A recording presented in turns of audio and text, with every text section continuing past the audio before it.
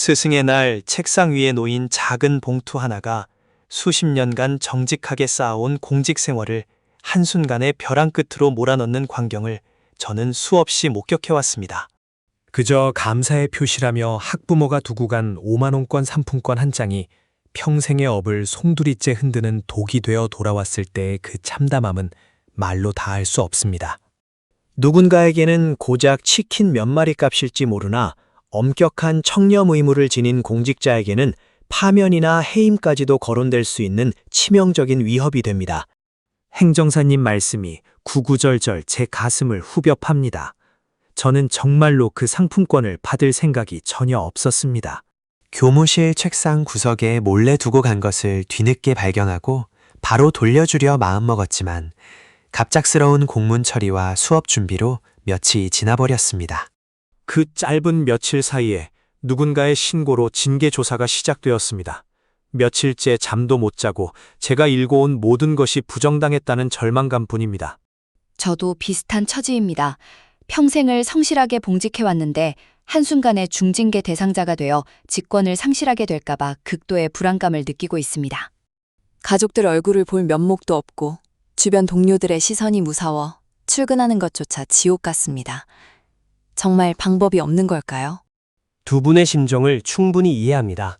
특히 2026년 권익위 청렴주의보 제1호가 발령되면서 지연된 반환에 대한 처벌 수위가 그 어느 때보다 높아진 것이 사실입니다. 국민의 눈높이에 맞춘 청렴 기준은 날로 엄격해지고 있으며 단순히 몰랐다거나 돌려주려 했다는 주관적인 호소만으로는 인정을 받기가 매우 어렵습니다. 하지만 제가 16년간 수천 건의 징계 사건을 분석하며 확신하게 된 점은 아무리 절망적인 상황이라도 법리적인 틈새는 반드시 존재한다는 것입니다. 법리적인 틈새라고 하셨는데 저처럼 이미 조사가 시작되고 중징계가 예고된 상황에서도 감경을 이끌어낼 수 있는 가능성이 정말 있습니까? 소청심사는 단순히 억울함을 토로하는 자리가 아닙니다. 처분의 부당성과 가혹함을 객관적인 증거로 입증하여 감경을 끌어내는 치열한 논리의 전장입니다. 의료인이 상품권을 발견한 즉시 돌려주려 시도했던 정황이나 동료 교사 혹은 메신저를 통해 반환 의사를 내비쳤던 작은 기록 하나가 결정적 단서가 됩니다. 징계 조사 단계에서부터 이러한 객관적 정황을 어떻게 배치하고 서사화하느냐에 따라 중징계가 경징계로 낮아지는 기적이 일어나기도 합니다. 징계위원회에서 이미 결정된 사항을 뒤집는 것은 불가능하다고들 하더라고요. 그래서 자포자기하는 심정으로 하루하루를 버티고 있었습니다. 결코 포기해서는 안 됩니다. 소청심사위원회는 처분권자가 보지 못한 개별적인 사정과 고의성 여부를 다시 한번 세밀하게 들여다보는 최후의 보루입니다. 당시의 정황을 시간대별로 재구성하고 금품 수수 과정에서 직무 관련성이나 대가성이 미미했다는 점을 법리적으로 소명한다면 인용의 길은 열려 있습니다. 제가 그 학부모에게 나중에 돌려주겠다고 혼잣말을 했던 것이나 동료에게 상의하려 했던 것도 증거가 될 수 있을까요? 그럼요. 제가 실무에서 가장 중요하게 생각하는 것은 의료인의 진정성을 뒷받침할 수 있는 입증 자료의 구체성입니다. 단순히 반성하고 있다는 말보다는 평소 청렴 교육을 이수했던 기록이나 징계 이력 없이 성실히 봉직해온 표창 내역을 유기적으로 연결해야 합니다. 특히 상품권을 돌려주기 위해 해당 학부모에게 연락을 취하려 했던 통화 목록이나 관련 고민을 나누었던 모바일 메신저 대화는 강력한 무기가 됩니다. 저는 평소에 학생들을 위해 정말 최선을 다해왔습니다. 동료 선생님들도 제 사정을 알고 탄원서를 써주겠다고 하시는데 도움이 될까요? 주변 동료들의 탄원은 평소의 행실과 성실함을 증명하는 중요한 참고 자료가 됩니다. 소청심사위원회 위원들도 인간이기에 진심 어린 탄원은 울림을 줍니다. 공무원이라는 신분은 단순한 직업을 넘어 한 개인의 자부심이자 가족의 생계를 책임지는 소중한 울타리 아니겠습니까? 단 한 번의 실수나 예기치 못한 상황으로 그 울타리가 허물어지는 것을 지켜만 보고 있을 수는 없습니다. 정교한 전략이 있다면 다시 일어설 수 있습니다. 행정사님과 대화를 나누다 보니 막막했던 앞날에 조금씩 빛이 보이는 것 같습니다. 제가 지금 당장 준비해야 할 것은 무엇일까요? 가장 먼저 징계 처분 통지서를 받은 날로부터 주어지는 짧은 소청 심사 제기 기간을 확인하십시오. 이 골든타임을 절대 놓쳐서는 안 됩니다.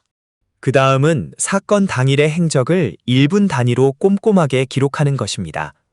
사실관계가 명확해야 법리적인 방어 논리도 탄탄하게 세울 수 있습니다. 저는 너무 경황이 없어서 기록 같은 건 생각도 못했는데 지금부터라도 기억을 되살려 정리해보겠습니다. 전문가의 조력이 왜 필요한지 이제 알겠네요. 철저한 자기 객관화와 전문가의 냉철한 분석이 결합했을 때 비로소 가혹한 처분으로부터 소중한 신분을 지켜낼 수 있습니다. 감경의 가능성은 아주 작은 틈새에서 시작되며 그 틈을 찾아내어 넓히는 것이 바로 제가 의뢰인과 함께 걸어갈 길입니다. 지금 이 순간에도 징계 위기로 고통받고 계신다면 혼자 고민하며 소중한 시간을 허비하지 마십시오. 시간은 결코 우리를 기다려주지 않습니다. 저도 희망을 놓지 않겠습니다.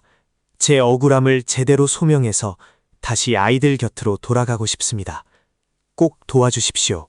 수많은 성공 사례로 증명된 노하우와 치밀한 법리 분석을 통해 여러분의 억울함이 소청심사위원회에서 정당하게 평가받을 수 있도록 최선을 다하겠습니다. 당신의 공직 인생을 지켜낼 마지막 기회는 아직 남아 있습니다. 포기하기에는 그동안 쌓아온 노력이 너무나 아깝지 않습니까? 진작 상담을 받을 걸 그랬습니다. 마음이 한결 가벼워졌고 이제 무엇을 해야 할지 명확해졌습니다. 정말 감사합니다. 공직자의 길은 험난하지만 그 가치는 무엇보다 소중합니다. 예기치 못한 폭풍우를 만났을 때 제가 든든한 우산이 되어드리겠습니다.